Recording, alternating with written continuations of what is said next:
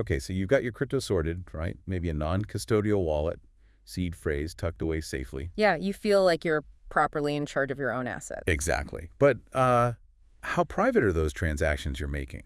Really? Let's, take a closer look. It's a crucial question. Today we're doing a deep dive into the reality, or maybe the lack of reality, around privacy in the standard crypto wallets. Yeah. We're looking at what blockchain surveillance actually means. And the digital trail you might be leaving behind without even realizing it. Right, so these public blockchains, Bitcoin, Ethereum, they're open ledgers. That's the core idea. Every single transaction gets recorded permanently. Permanently. And yeah, you're represented by that long string of characters, your wallet address. Not your name, though. Not your name directly, no, but that address, everything it does, sending, receiving, interacting with smart contracts, it builds up a very detailed traceable history, and it's there forever. Okay, so it's more than just address A sent X coins to address B.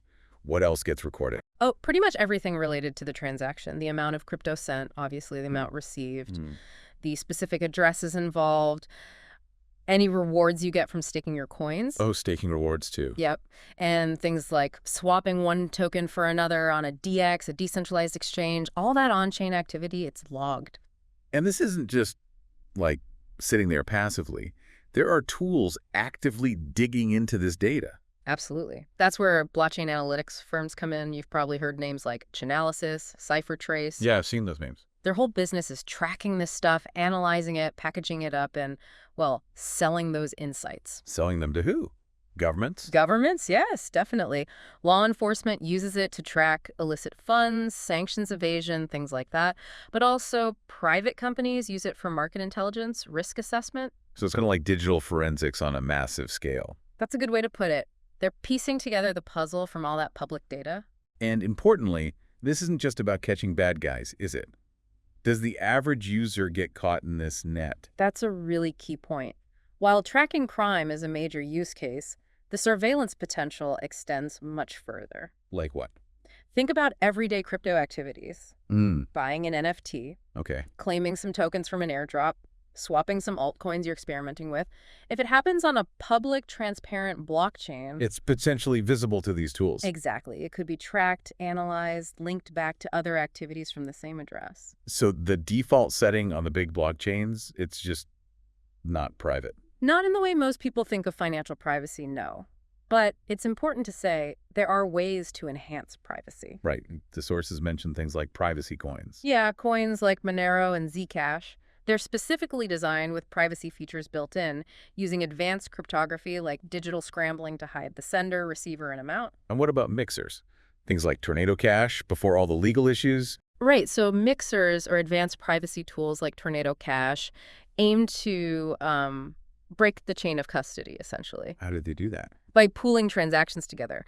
Lots of users would deposit funds, the tool would mix them all up internally, and then allow withdrawals to new addresses. The idea was to make it really hard, ideally impossible, to definitively link a specific deposit to a specific withdrawal. But that whole area got really controversial, didn't it? Extremely controversial. It really highlights this tension. You saw the U.S. Treasury sanctioning Tornado Cash back in 2022. And arresting developers, right? Which raised questions about code being speech. Exactly. It became this flashpoint for debates about financial privacy versus preventing illicit finance. Where do you draw the line? Can you criminalize writing open source code? It's complex. It does make you stop and think. Yeah. Why has financial privacy become such a battleground in crypto? You wouldn't want your bank statement published online for everyone to see. That's the analogy, isn't it? We expect privacy in traditional finance as a baseline.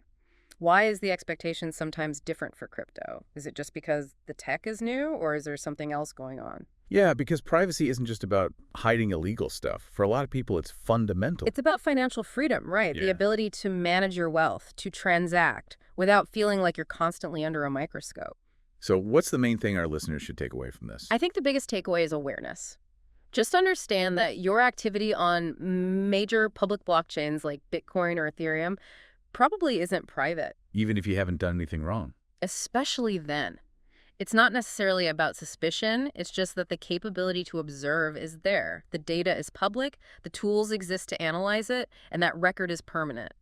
These tools are constantly scraping and analyzing, That permanence factor is huge. What you do today is recorded forever. and the analysis tools will only get better over time.